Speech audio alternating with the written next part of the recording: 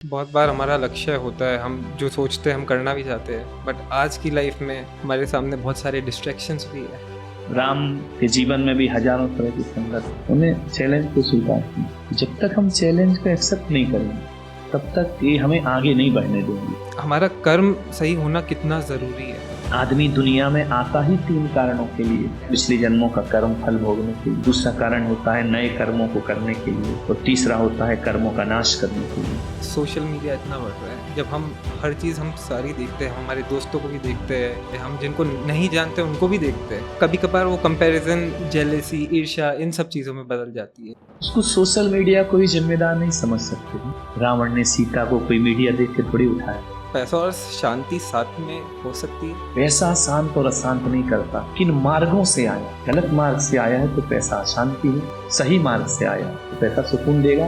इंसान अपनी लाइफ में एक हैबिट क्या ऐड करे जिससे उसको जीवन जीने में भी मजा आए आगे। खुशी के लिए काम मत करो, खुश होकर काम। खुशी के लिए काम करोगे खुशी कभी नहीं मिलेगी। खुश होकर काम करो तो काम करते समय भी खुशी है और कर्म की बात। तो गुरुजी, जीवन का असली अर्थ क्या है? जीवन का असली अर्थ है कि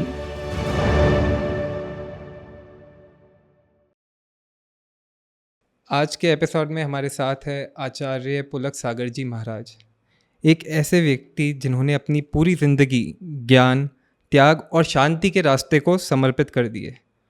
उनका सफ़र सिर्फ धार्मिक या आध्यात्मिक नहीं, बल्कि एक इंसान के रूप में भी बहुत इंस्पायरिंग है। आज हम उनसे उनके सफ़र के बारे में, उनके एक्सपीरियंसेस के बारे में और उनके थॉट्स के बारे में जानेंगे, और वही थॉट्स हम हमारी लाइफ में कैसे अप्लाई कर सकते हैं उनसे बात करते हैं। आचार्य जी, आपके बचपन से शुरू करते हैं। आपका बचपन कैसा था? बचपन तो हकीकत में देखा जाए तो किसी को भी पूरा याद नहीं रहता है, लेकिन कह सकता हूँ कि कोई भी जिंदगी रेल की पटरी की तरह नहीं होती है जिस पर इंजन सरपट भागते जाए। जिंदगी गंगा की धार होती है, गंगोत्री से गंगा चलती है, एक पतली लकीर में होती है, उतार चढ़ाव आते हैं। गंगा का, किसी भी नदी का सफ़र एक सा नहीं होता है, उतार चढ़ाव भरा रहता है। लेकिन मैं ये कह सकता हूँ कि मेरा बचपन कोई इतना दुखी भी नहीं था और इतना राजसिक परिवार में भी नहीं बीता है। अभाव का भी जीवन नहीं था, सद्भाव की भी अति नहीं थी। लेकिन मैं इतना ज़रूर कह सकता हूँ कि बचपन से ही, शुरू से ही मुझे मेरे परिवार का, लोगों का, मेरे सहपाठियों का बहुत प्यार मिला, सहयोग मिला। यही कह सकता हूँ कि मैंने कभी अपने जीवन में, चाहे बचपन हो या जवानी हो, उदासी, निराशा ये कभी मैंने अपने पास आई नहीं, और आई तो मैंने आने नहीं। पर पहली बार आपको कब लगा कि आपका रास्ता अलग होगा? ये तो बड़ा अजीब प्रश्न है, क्योंकि इसका उत्तर मैं खुद ही नहीं खोज पाया कि मैं इस रास्ते पर क्यों आया। कोई ऐसा परफेक्ट कारण नहीं कि जिसकी वजह से मैं यहाँ आया हूँ या कोई घटना मेरे जीवन में घटी हो। कभी कभी मैं भी सोचता हूँ अकेले में कि ये सब क्या हुआ है। कुछ चीज़ें ऐसी होती हैं जो करते हैं, कुछ चीज़ें ऐसी होती हैं जो हो जाती हैं। तो अक्सर मेरा जीवन ऐसा ही बीता है कि जैसे मैं कुछ नहीं कर रहा हूँ, नियति मुझसे करा रही है, कोई मुझसे करा रहा है, मैं तो यंत्रवत चल रहा हूँ। तो ये मार्ग वैसे देखा जाए, स्मृतियों में जाएं, सोचें तो मेरा फैमिली बैकग्राउंड भी सन्यासियों से भरा रहा, त्यागियों से भरा रहा। एक वो माहौल भी मेरे जीवन में काम आया। गुरुओं का सत्संग मुझे मिलता रहा, और सबसे ज़्यादा प्रेरणा मेरी माँ मुझे देती रही। शुरू से ही कहती रही कि संसार में नहीं फंसना है, तुम्हें कुछ अलग काम करना है, कुछ अलग सी जिंदगी जीना है। अपने लिए नहीं, 4 लोगों के लिए नहीं, हजारों लोग तुम्हारा इंतजार कर रहे हैं, उस कदम तुम्हारे उस तरफ बढ़ना चाहिए। तो मेरे जीवन में मेरे पहले गुरु आचार्य विद्यासागर जी महाराज आए, और उन्हें जब मैं उनसे मिला, उनके दर्शन किए पहली बार, तो उनने मुझे अट्रैक्ट किया, अपनी तरफ खींचा। उनके व्यक्तित्व ने, उनके व्यवहार ने, उनके चरित्र ने, उनकी तपस्या ने, और मैं उनकी तरफ खिंचते गया। कब जिंदगी बदल गई पता है नहीं। कितना कठिन है ये मार्ग? कठिन और सरल मार्ग नहीं होते चलने वाला। हम्म। पथ तो कोई सा भी हो, पथ ही होता है।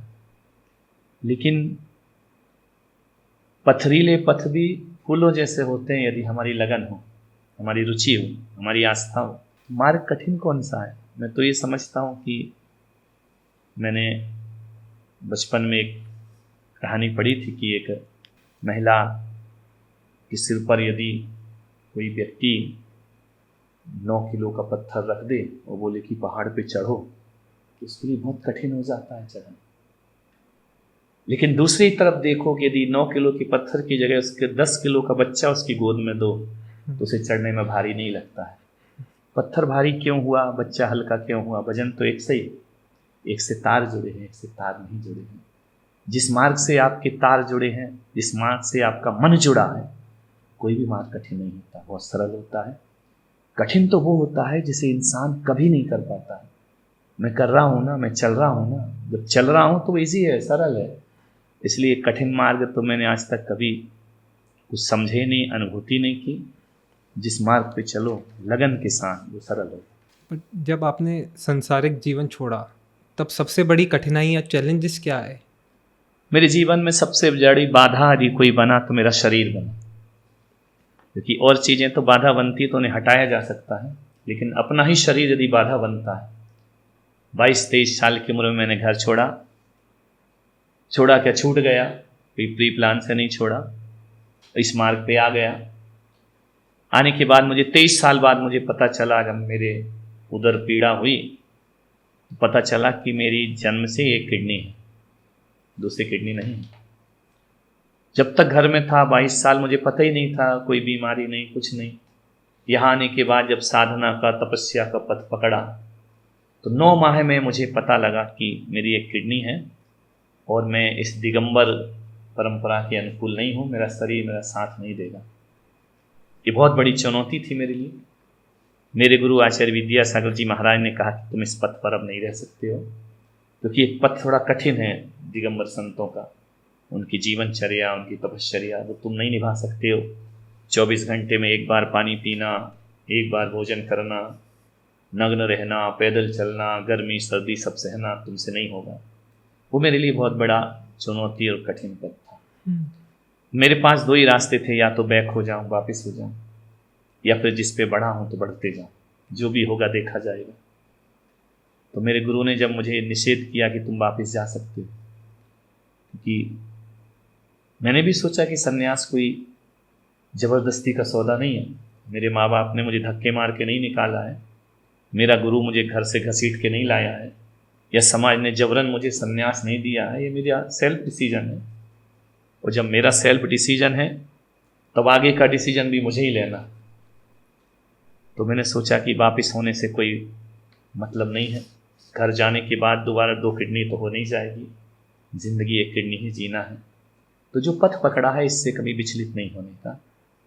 लोगों ने कहा कि बहुत कठिन है, आप कैसे जिएंगे? मैंने कहा जीने का कोई फर्क ही नहीं पड़ता, 7 दिन जीऊँ या 70 साल जीऊँ, लक्ष्य को छोड़कर कभी नहीं जीऊँगा। और मैं लक्ष्य पे बढ़ता रहा, वो मेरी सबसे बड़ी बाधा थी।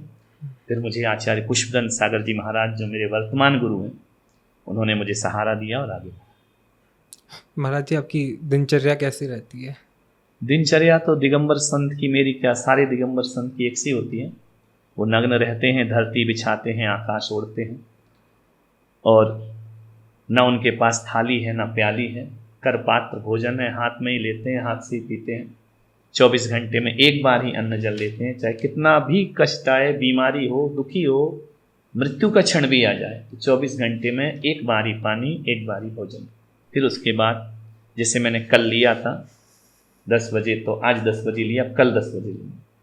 और हम लोग ये अपने सिर और दाढ़ी के जो बाल हैं उन्हें उस तरह से, यंत्र से नहीं, हाथों से निकालते हैं हर 4 महीने में। और कोई मठ आश्रम हम लोगों का नहीं होता है, कोई अधिपत्य हम लोग का नहीं होता है। नंगे पैर और नंगे बदन सारे हिंदुस्तान की आती है। आपका पूरा एक जीवन अनुशासन की मिसाल है। अब मैं एक इसमें बिजनेस से रिलेटेड क्वेश्चन डाल रहा हूँ। हर इंसान की लाइफ में, बिजनेस में डिसिप्लिन कितना ज़रूरी है? डिसिप्लिन तो कभी किसी भी लाइन हो, चाहे बिजनेस की हो, सर्विस की हो, संन्यास की हो, बिना अनुशासन के तो जीवन चलता नहीं। लेकिन वो अनुशासन यदि दूसरों के द्वारा जब आरोपित किया जाता है, लादा जाता है, वो अनुशासन बोझ बन जाता है। लेकिन जब हमारा गोल होता है, एम होता है कि हमें आगे बढ़ना है, तो अनुशासन हमारे लिए आनंद बन जाता है। तो अनुशासन शब्द सुन के ही लोग घबरा जाते हैं। अनुशासन में घबराहट नहीं, आनंद होना चाहिए। अनुशासन में प्रसन्नता होना चाहिए। वो प्रसन्नता और आनंद तब मिलता है जब हमारा लक्ष्य हमारे सामने हो, बिल्कुल निकट हो और सफलता दिखती हो। एक नदी भी यदि अनुशासित होकर नहीं बहती है तो वह सारे लोगों के लिए विनाश का कारण बन जाती है। लेकिन जब दो किनारों के अनुशासन से चलती है, कलकल निनाद करती है, तो जाकर सागर में समाहित हो जाती है, सागर बन जाती है। एक छोटी सी बेल को ऊपर चढ़ना है तो सीधी एक वृक्ष के अनुशासन में बंधना पड़ता है। जब वो बनती है तो ही ऊंचाइयां पाती है। अनुशासन तोड़ दे तो बेल ऊपर नहीं जा सकती है। एक कुएं में डाली हुई बाल्टी यदि रस्सी के अनुशासन में बंधी है तो लौट कर आएगी, और अनुशासन तोड़ दिया तो बाल्टी डूब जाएगी। तो मैं कहता हूं कि अनुशासन नहीं, प्रेम अनुशासन होना चाहिए, तो आदमी के हर लक्ष्य सफल होता है। बहुत बार ऐसा भी कहा जाता है कि अगर आपको जीवन में कुछ प्राप्त करना है, कुछ आप लक्ष्य की ओर आगे बढ़ रहे हो, तो आपको बहुत सारे सेक्रीफाइस, त्याग भी करने पड़ेंगे। देखो, मैं एक ही किसी कवि की बहुत अच्छी लाइन है कि नैन नहीं मिलते नैनों से मन का नेह मिला करता है, दीप नहीं जलते दीपक से संचित स्नेह जला करता है, कदम नहीं बढ़ते प्रिय पथ पर प्यासा हृदय बढ़ा करता है। पैरों से जीवन के लक्ष्य नहीं मिलते हैं, हृदय की प्यास से लक्ष्य मिलते हैं। यदि प्यास है तो हर चुनौती स्वीकार करने जैसी हो जाती है। तो हमें देखना है हमारे लक्ष्य के प्रति प्यास कितनी है, तड़पन कितनी है। कौन सी मशीन जमीन के नीचे से पानी खींचती है?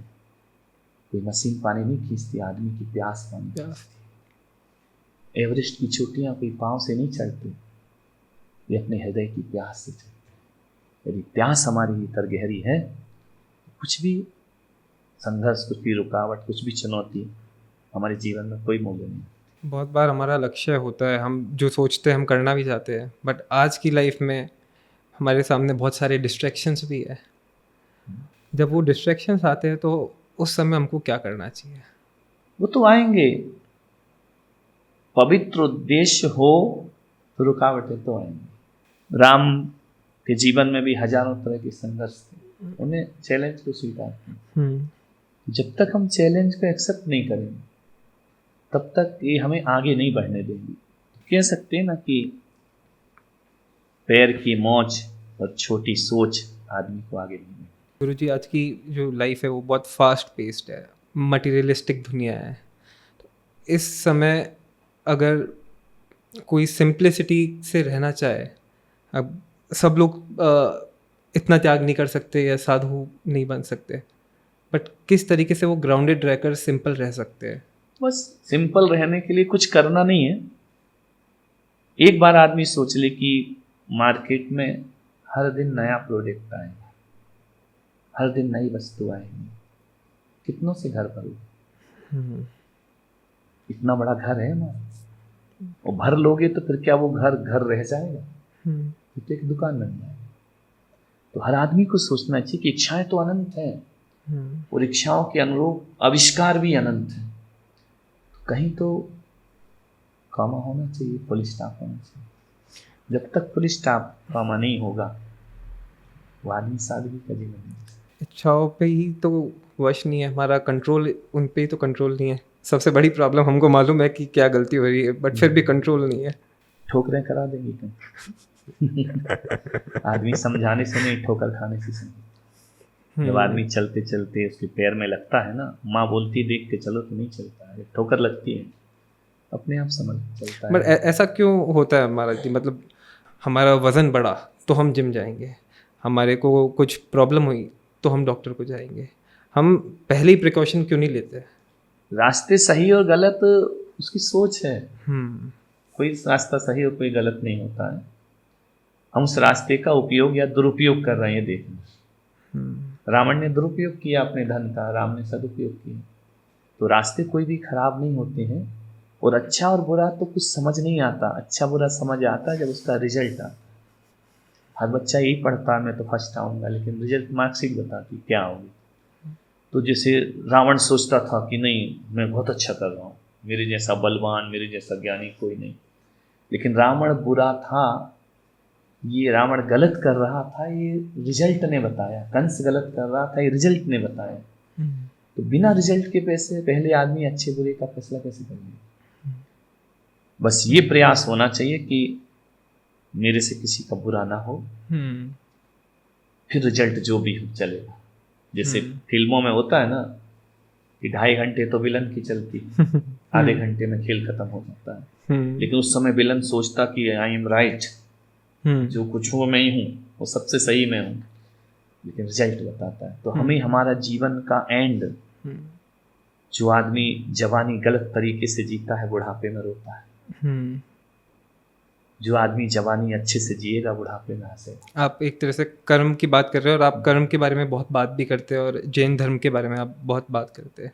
तो हमारा कर्म सही होना कितना ज़रूरी है? कर्म बिना तो कलयुग केवल कर्माधीन है, ये कलयुग चल रहा है, कर्मों से ही सब कुछ चलता है। यहाँ पे कोई ईश्वरी कृपा नहीं होगी, कोई ऐसा वरदान नहीं होगा कि तुम्हारा उसके वरदान से काम हो जाए।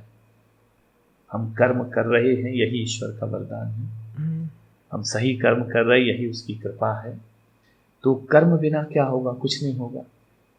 आदमी दुनिया में आता ही 3 कारणों के लिए। प्रत्येक प्राणी, आदमी क्या, पशु भी, जानवर भी, एक तो आता है पिछले जन्मों का कर्म फल भोगने के लिए, दूसरा कारण होता है नए कर्मों को करने के लिए, और तीसरा होता है कर्मों का नाश करने के लिए। तो कर्मों के नाश करने वाली प्रक्रिया तो हमारी है। बाकी सब लोगों की या तो पिछला कर्म भोगते हैं या नया कर्म बांध के जाते हैं।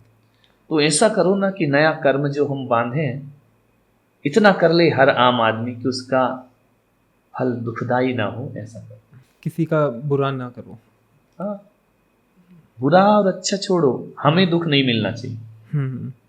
यदि मैं सुखी हूं तो सामने वाला सुखी है। महावीर ने कहा जियो और जीने दो। हाँ। पहले तुम ढंग से जियो, क्योंकि जो व्यक्ति ढंग से जीता है वो दूसरों को दुखी नहीं कर सकता।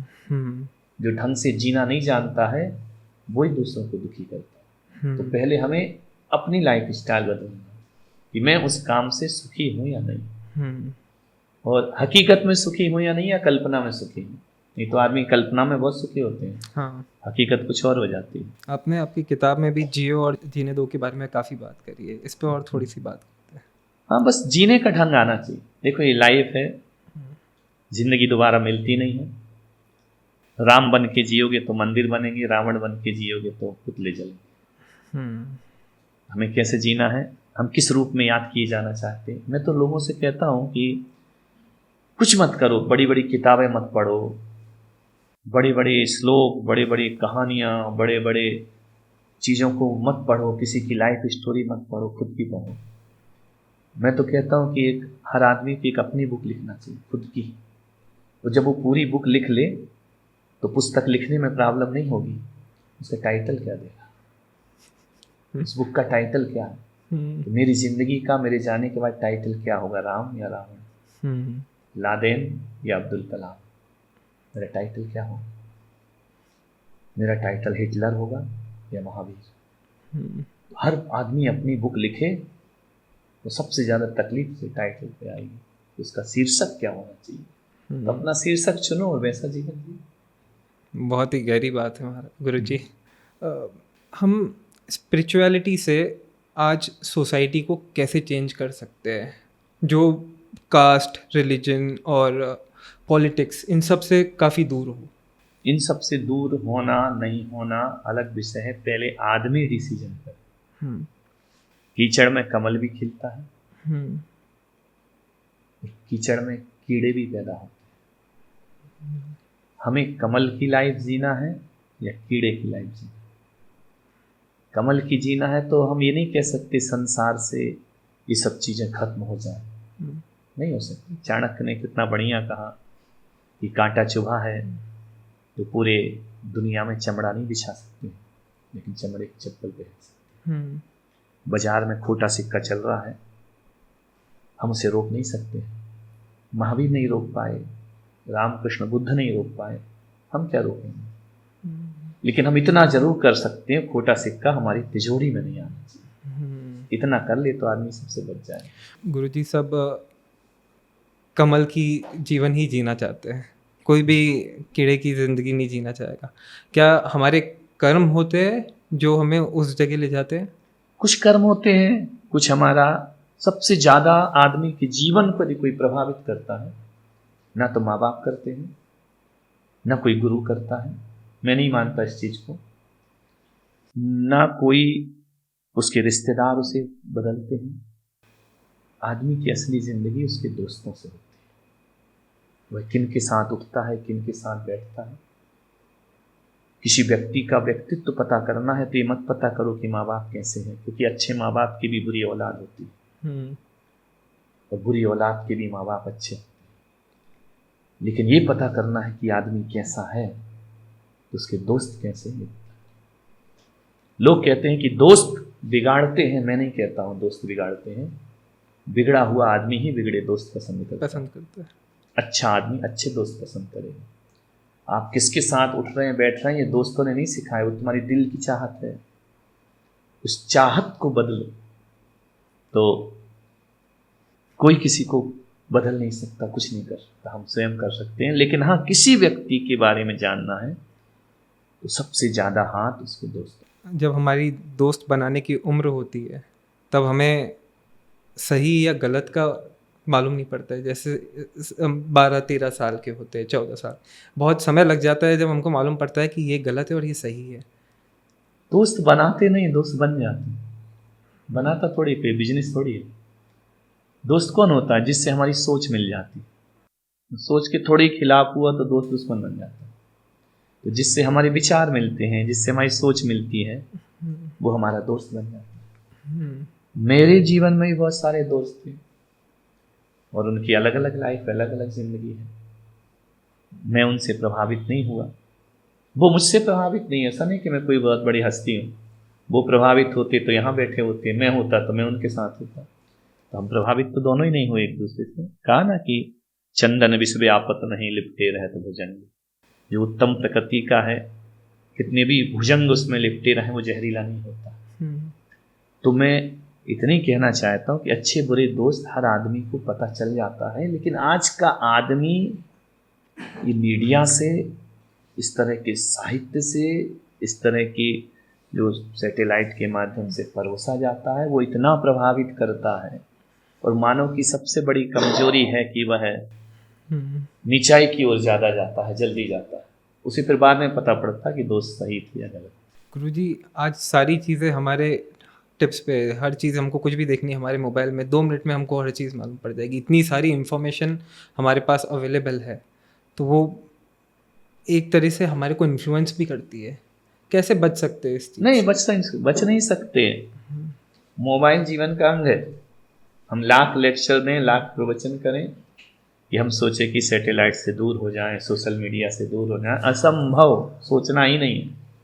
क्योंकि लाख कोशिश कर लो, अभी देखो ना नेपाल में कितना हंगामा हो गया कि बंद कर देंगे सब साइट। वो नहीं हो सकती है, वो जीवन की एक आवश्यकता बन गई है। लेकिन हम सदुपयोग और दुरुपयोग पे ध्यान दे सकते हैं, उसमें क्या परोसा जा रहा है और हमें क्या देखना है, उसका हम ध्यान दें। क्योंकि हर चीज के अच्छे बुरे दोनों पहलू होते हैं। यदि हम अच्छे हैं तो मैं अच्छी साइट खोलूंगा, मैं बुरा हूं तो गलत साइट खोलूंगा। तो हर चीज का अच्छा बुरा तो सभी जगह होता है। वो हमें अपने संस्कारों को संभाल के रखना है कि मुझे किस तरह से अपने जीवन को बनाना। आज आप जब हमारे जैसे बच्चों से या यंग जनरेशन से मिलते हो, आपको क्या लगता है, मतलब स्पिरिचुअल वैल्यूज़ और बढ़ रही है या इसको और कैसे बढ़ाया जा सकता है? देखो, पहले आवश्यकताओं के अनुसार आविष्कार होते थे, अब आविष्कारों ने आवश्यकताएं बढ़ा दी। इतने आविष्कार हो गए कि आदमी बहुत महत्वाकांक्षी हो गया। सबसे बड़ी कमी जो युवा में देख रहा हूं कि ज्यादा और जल्दी, उसको ज्यादा भी चाहिए और जल्दी भी चाहिए। बस यहाँ आके सब गड़बड़ हो जाता है। पेशेंस खत्म कर दिया इसने, आदमी के अंदर धैर्य नहीं बचा है, सहनशीलता नहीं बची है। तो इस तरह से जो आदमी करता है, असहिष्णु हो गया है आदमी, कुछ भी बर्दाश्त करने को तैयार नहीं। तो जब इस तरह की प्रवृत्ति दिनों दिन बढ़ते जाएगी, तो मैं जहाँ तक सोचता हूँ कि पूरी दुनिया एक दिन सामूहिक आत्महत्या की तरफ बढ़ जाए, चाहे वो वैचारिक जीवन में हो, चाहे भविष्य को लेकर, ये युवा अपनी हत्या खुद करते। इसलिए थोड़ा इसे धर्म से जुड़ना चाहिए, क्योंकि सहनशीलता, धर्म, ये धैर्य, ये सब धर्म देगा। महापुरुषों के जीवन से जुड़ना चाहिए, उनकी कहानियों से जुड़ना चाहिए, तो उसके अंदर कुछ आएगा। ऐसा नहीं कि लोगों का ये रुझान नहीं बचा, इस तरफ है और बहुत रुझान है, आध्यात्मिक तरफ बढ़ रहा है, लेकिन वो अध्यात्म को अध्यात्म की तरह नहीं, एक मनोरंजन की तरह लेना, इसलिए उसके जीवन में परिवर्तन आता नहीं। वही जैसा मैंने अभी कहा आपको कि सोशल मीडिया इतना बढ़ रहा है, जब हम हर चीज़ हम सारी देखते हैं, हम हमारे दोस्तों को भी देखते हैं, हमारे रिश्तेदार को भी देखते हैं, हम जिनको नहीं जानते उनको भी देखते हैं, और फिर हम कंपेयर भी करते हैं कि ये ह्यूमन नेचर है। और वो कभी कभार वो कंपैरिजन, जेलेसी, ईर्ष्या, इन सब चीज़ों में बदल जाती है। उसको सोशल मीडिया को ही जिम्मेदार नहीं समझ सकते हैं, ये तो मानव प्रकृति। जब ये मीडिया नहीं था तब भी भ्रष्टाचार, तब भी जलन थी, तब भी ईर्ष्या थी।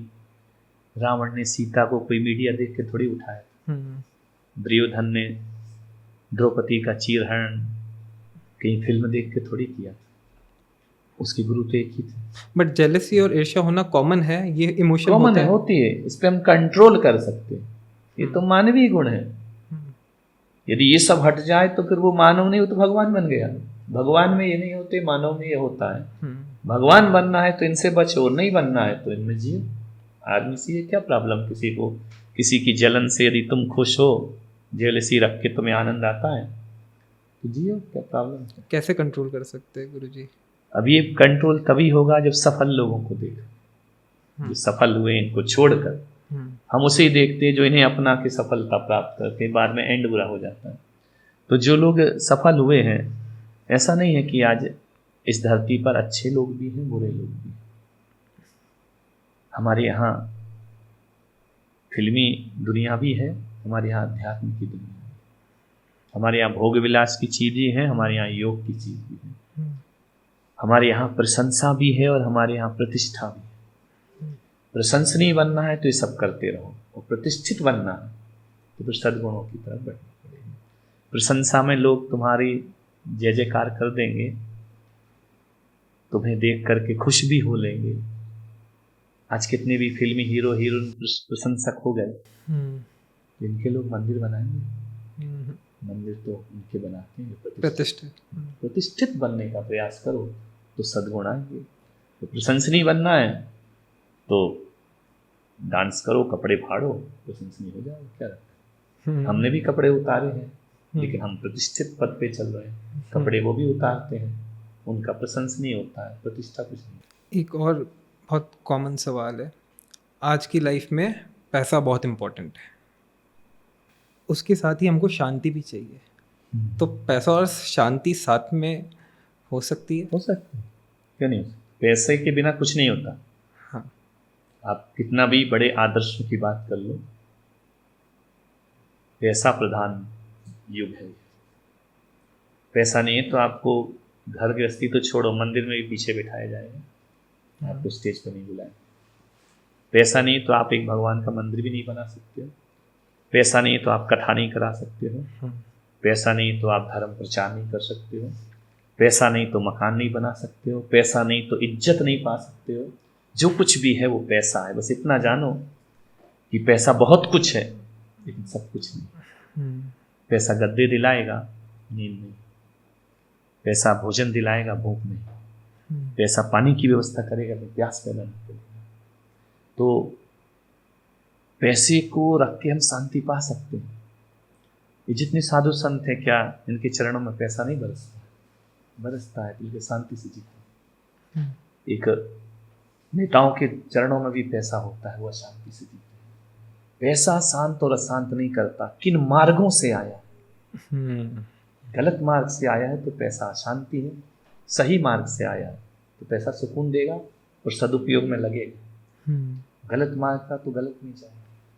तो पैसा शांति नहीं छीनता है, उसके आने के मार्ग हमें शांत और बहुत बार ऐसा होता है, हम बाहर से देखते हैं कि बहुत सक्सेसफुल है, बट अंदर मन में हमको मालूम है कि हम उतने खुश नहीं हैं, उतने सक्सेसफुल भी नहीं है, बट बाहर से लोगों को लगता है कि उनकी लाइफ बहुत बढ़िया चल रही है। ऐसा उन्हीं लोगों को है जिसकी अंतहीन अपेक्षा है। मैं बिना कपड़े में भी अपने को पूर्ण समझता हूँ, मैं नहीं होती। सामने वाला हो सकता है कि हमें देख के कि यार बाहर से कैसे, हम तो बाहर से भी आनंदित हैं, भीतर से भी आनंदित। कुछ नहीं है तो भी खुश, कुछ है तो भी खुश। तो आदमी के जो सोच बना रखी है, अशांति कब आती? जब वो दुर्गुण उसके भीतर प्रवेश करते। एक ही चीज है कि दुर्गुण अशांत करेंगे, सद्गुण शांत करेंगे। भयभीत कौन होता है? जो गलत है। इनकम टैक्स ऑफिसर से कौन घबराता है? जिसके बही खाते गलत है। जिसके बही खाते सही है, वो शटर क्यों गिराएंगे? तो खुलेआम बैठे। तो इतना ही कह सकता हूं मैं कि रात ऐसे बिताओ कि सुबह किसी को मुंह दिखाने में शर्म न आए।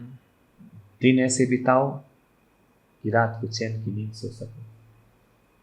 जवानी ऐसे बिताओ कि बुढ़ापे में रोना ना पड़े। बुढ़ापा ऐसे बिताओ कि खून के आंसू न हो। बहुत बार ऐसा भी होता है कि हम सोचते कुछ करना चाहते हैं, बट वो चीज़ें हमारे प्लान के हिसाब से हमारे मुताबिक नहीं हो रही होती है, और फिर एक नेगेटिव थॉट भी आता है कि कुछ भी करे पर हो नहीं रहा है। हो सकता है उस समय ये सोचो कि हम इस चीज़ के लिए बने ही नहीं, ईश्वर हमसे कुछ और कराना चाहिए। हम ईश्वर की मर्जी के खिलाफ चल रहे हैं। कभी कभी ईश्वर को कर्ता मानना पड़ता है कि जैसे मुझसे पूछो, कि मुझसे पूछ सकते हैं कि आपने विवाह क्यों नहीं किया, आपने घर क्यों नहीं बसाया। सर मैं इसके लिए बना ही नहीं। हर आदमी किसी ना किसी उद्देश्य को लेकर पैदा किया। हो सकता है जिस उद्देश्य के लिए हम हैं उस पर हमारा ध्यान नहीं है, हम उसमें भटक रहे जिसके लिए हम हैं ही नहीं। तो जिसके लिए हम हैं ही नहीं, सीए बन रहे हैं, 10-10 साल फेल हो रहे हैं, पास नहीं हो रहे हैं, फिर बाद में लौट के फिर वापस आ जाते हैं उसी में। अरे एक दो बार देखो, नहीं है दूसरा पकड़ो ना रास्ता, क्या रखा है? एक के लिए पूरी जिंदगी का को बर्बाद करना। तुम उसके लिए पैदा ही नहीं हुए। जिस लिए पैदा हुए हो वो तुम्हारे लिए सरल रास्ता हो जाएगा, और जिसके लिए पैदा नहीं हुए वो करोगे तो बहुत कठिन हो जाएगा। तो कभी कभी लगता है कि हमसे नहीं होगा, नहीं होगा तो ज़्यादा मत पीछे पड़ो उसके, छोड़ो दूसरा रास्ता। कुछ अगर काम नहीं बैठ रहा हो तो दूसरा पकड़ो। हजार रास्ते हैं। पेन से ही पैसा नहीं कमाया जाता है, ढक्कनों से भी कमाया जाता है। उसकी रिफिल से भी कमा लेते हैं, कमाने वाली इंक से भी कमा लेते हैं। कोई पेंसिल लिखने से पैसा कमाता है तो कोई मिटाने वाली रबर से पैसा कमाता है। कमाने की तो हजार साल है। अपॉर्चुनिटी हर जगह, बस आपको नजरिया बदलना पड़ेगा। वो बदल लो भाई। जब बहुत मेहनत के बाद भी नहीं मिल रहा है तो हटाओ ना इसको। इसके पीछे में अपनी 20-25 साल की जिंदगी बर्बाद क्यों कर? नहीं तो जो सफल होना था वो भी हाथ से जाता। नहीं हुआ तो नहीं। इंसान अपनी लाइफ में एक हैबिट क्या ऐड करे जिससे उसको जीवन जीने में भी मज़ा आए आगे? कोई ऐसी एक चीज़ जो आप एक चीज़ बस इसकी है कि खुशी के लिए काम मत करो, खुश होके काम। खुशी के लिए काम करोगे खुशी कभी नहीं मिलेगी। खुश होकर काम करो तो काम करते समय भी खुशी है और करने के बाद। हमारी कोई भी यंग जनरेशन है या कोई भी इंसान है, स्पिरिचुअलिटी या पूजा पाठ इन सब में मन नहीं लगता है, बट ये रास्ता कहीं ना कहीं स्पिरिचुअल उनको रहना है, तो हो सकते हैं इसके बिना भी, बिना पूजा के या बिना स्पिरिचुअलिटी के। गालिब ने बहुत अच्छा कहा है, घर से मस्जिद बहुत दूर है, चलो किसी रोते हुए बच्चे को हंसा। ये भी नमाज है, ये भी पूजा। किसी के आंसू पहुंच दिए जाए वो भी पूजा, कर्म एक तरह से। मस्जिद दूर है रोते बच्चे को हंसा दो, इबादत होगी।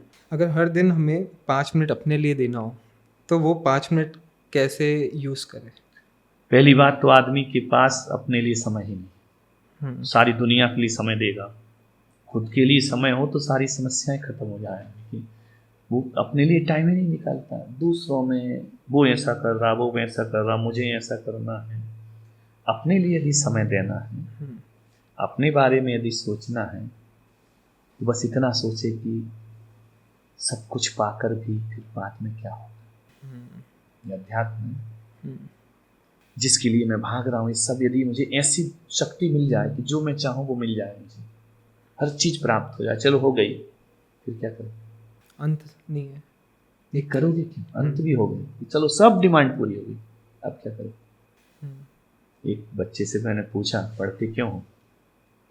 बोले कुछ बनने के लिए। बनते क्यों? कुछ कमाने के लिए। कमाते क्यों? शादी करने को। शादी क्यों करते? बच्चों के लिए। बच्चे क्यों? आगे वंश बढ़ाने के लिए। ये क्यों करते हो? जब मैंने उससे पूछा कि जीते क्यों, जीने के लिए कमाता है, लेकिन उससे पूछो जीते क्यों हो, अब आंसर नहीं था उसके पास। आदमी की सोचना में जीता क्यों। इस सब मिलने के बाद मैंने पूछा क्या करेगा? पैसा मिल गया, बोले बहुत बड़ा मकान, फिर क्या करेगा? बीवी, फिर क्या करेगा? बच्चे, फिर क्या करेगा? बहुत पैसा कमाऊंगा। सम्राट सिकंदर से पूछा पूरा विश्व जीत के क्या करेगा? बोले फिर क्या करूंगा? कुछ नहीं। तो बोले कुछ नहीं के लिए इतना क्यों कर रहा है? जब तुझे कुछ ही नहीं करना है तो फिर इतना काय को कर रहा है? फिर आराम से रहना, तो कुछ करना ही नहीं है, कुछ नहीं के लिए इतना कुछ करना। तो जब शांति से विदा होना है, जीवन स्थायी नहीं है, मृत्यु तो होगी, मरना तो है, अच्छे से मर लो यार, काय को तड़प तड़प की, काय को जेल की सलाखों में मरना, इज्जत से मरना। तो गुरुजी जीवन का असली अर्थ क्या है फिर? जीवन का असली अर्थ है कि बीज का वृक्ष बनना।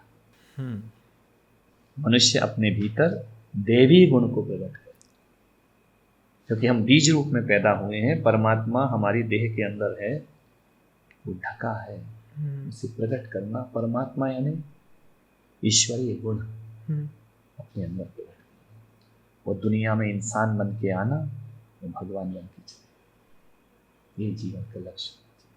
बाकी ऐसे खाने पीने वाले, कुछ काम करके जाना, दुनिया में आने वाले जाते हैं रोज लाखों बेकार खाने, कुछ करके। इस संसार में दुख भी बिखरा पड़ा है, सुख भी बिखरा पड़ा है, हम क्या उठाते हैं? कांटे भी हैं, फूल भी। कांटे उठाओगे तो हाथ लहूलुहान होंगे, फूल उठाओगे तो महक जाएंगे, दूसरों को भी महकाओगे। मैं तो कभी सोचते ही नहीं हूँ कि संसार में दुख है। इतने साधु संत, इतने लोगों ने कहा संसार में सुख नहीं, मैं तो सोचता हूँ कि इससे बड़ा सुख तो मोक्ष में नहीं। सुख बटोरना आना चाहिए, सुख हमें जीना आना चाहिए। पैसा कमाना बड़ी बात नहीं है, पैसे को जीना बहुत बड़ी बात है। दौलत ले आना बहुत बड़ी बात नहीं, दौलत आप कैसे जी रहे हो। मकान बड़े बन जाते हैं, जिंदगी कंगालों से, लाखों रुपए कमाते हैं, भिखारियों की तरह जीते हैं। किस लिए कमाया तुमने? क्या होता है घरों में कि एक डायमंड का सेट ले आई पत्नी, एक डायमंड का सेट वो पूरे साल भर में कितनी बार पहनती? एक बार, दो बार उत्सव में, बाकी लॉकर में। किसके लिए रखा लॉकर में? आने वाली बहू। बहू कितने बार पहनी? 3-4, वो भी लॉकर में। तो बेचारे डायमंड की जिंदगी तो लॉकर में बीती, उसके लिए पूरी जिंदगी बर्बाद कर। कहने का मतलब जो कमाओ जियो, जोड़ के नहीं रखो किसी की। जो भी कर रहे हो खुद के जीवन को पहले सुखी करो, और वो भी सुखी अपने सही रास्तों से, गलत रास्तों से तो दुखी रहो। तो जो भी तुम कर रहे हो, आदमी मकान बनाता है, एक मकान 50 साल जीवन कमाता है, एक मकान खड़ा करता है, जब जीने का दिन आता है तो चला जाता है, चलने का नंबर आ जाता है। तो किसके लिए खड़ा किया है? उनके लिए, बच्चों के लिए। फिर वो क्या करेंगे? वो इसको बर्बाद करेंगे। तो ऐसा नहीं करेंगे।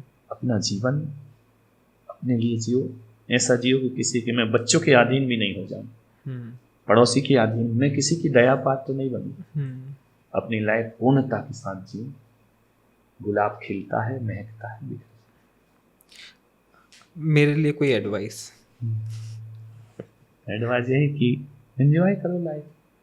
मतलब किसी मैं भी अपने तरह लिए इसलिए पूछ रहा हूँ क्योंकि मैं आपसे सही में एडवाइस चाहता हूँ, और ताकि वही एडवाइस दूसरों के लिए भी होगी जो हमारी एज ग्रुप वाले। बस यही है कि महक छोड़ के जाओ। एक होती है चर्चा और एक होता है चरित्र। चरित्र, करेक्ट, चर्चा चहकती है, चरित्र महक। महकता है। रावण के पास चर्चा थी, राम के पास चरित्र था। इतने हजारों करोड़ों वर्षों के बाद भी वो महक रहे। तो एक सुगंध छोड़ के जाओ इस दुनिया, अपने व्यक्तित्व की, अपने व्यवहार की, अपने नेचर की, अपने बोलचाल की। एक ऐसी सुगंध छोड़ के जाओ कि फूल बिखर के भी खुशबू छोड़ता है, तो हमारा जीना सार्थक है। वरना ऐसे ही आम आदमी की तरह जिए। मैं जब घर छोड़ा, मैंने यही सोचा था कि देखो, उस समय तो हजारों करोड़ों की जनसंख्या पूरे विश्व की, आज तो 8-10 अरब है, उस समय तो और कम होगी। मैं ये सोचता था कि यार, मुझे इतने सारे लोगों में मुझे दुखी कौन करे? 4 लोग या 1000 लोग? कौन दुखी करे? रिश्तेदार, 4 लोग, माँ बाप, पत्नी, बच्चे, अपने जो 4-5 चीज जिन्हें हम अपना कहते हैं वो दुख देते हैं, और जिन्हें हम अपना नहीं कहते वो हमें सुख देते हैं।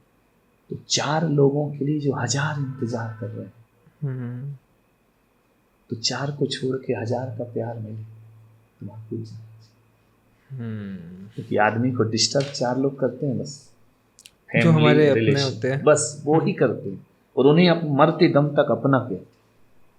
मेरे एक आश्रम है, वहाँ पे एक प्रिंसिपल रिटायर्ड हो गया, वो मेरे वृद्धाश्रम में आया रहने।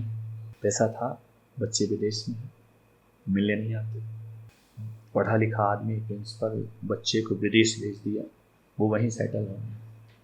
यहाँ अकेला है, पैसा है, मकान है, लेकिन बात करने वाले लोग नहीं है करने। ये वातावरण सब जगह है, बोलने वाले नहीं, हंस के बोल बैठने वाला नहीं। वो मेरे आश्रम में आ गया।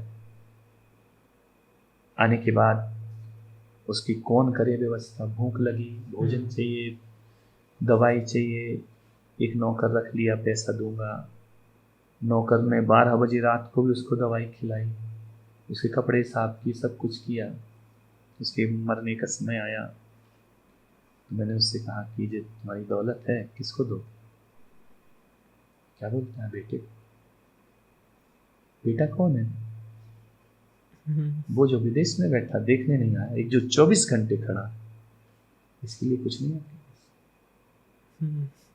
1,50,000 जिसने पूरी जिंदगी खपाई, तुम्हारी रातों की नींद हराम की, तुम्हारे लिए कपड़े धोए, तुम्हारे सब कुछ, जो औलाद, उसने कुछ नहीं किया। तो आदमी की सोच क्या, उसको ही देता है। रतन टाटा ने दिया ना उस बच्चे को, सड़क से उठाया, ये जिंदगी। यहाँ उसने मेरे जीवन भर साथी रहा मेरा, मैं इसको फैक्ट्री देकर जाऊंगा। ये सोच हर आदमी की होना चाहिए, औलाद अपने आप से दे जाएगी। लेकिन आदमी नहीं सोचता, उसको ही देता है जो ताने मारते हैं, घर से निकालते हैं। तो 4 लोग हमें परेशान करते, उनमें जिंदगी मंची हो, 1000 खुशियां दे रहे हैं, उनके साथ जीवन। बहुत धन्यवाद गुरुजी, आपने अपना कीमती समय दिया और हमारे साथ इतनी बातें शेयर करी। बहुत बहुत बहुत धन्यवाद। अच्छी बातें लोगों तक पहुँचे। बिल्कुल। जहाँ मैं नहीं पहुँच सकता, मेरी मर्यादा है, वहाँ आप पहुँचाएं। और हम चाहते हमारा देश, हमारा समाज, हमारा राष्ट्र एक आदर्श देश, आदर्श राष्ट्र बने। उसके लिए हम अपने विचार देते हैं। बहुत बहुत शुक्रिया।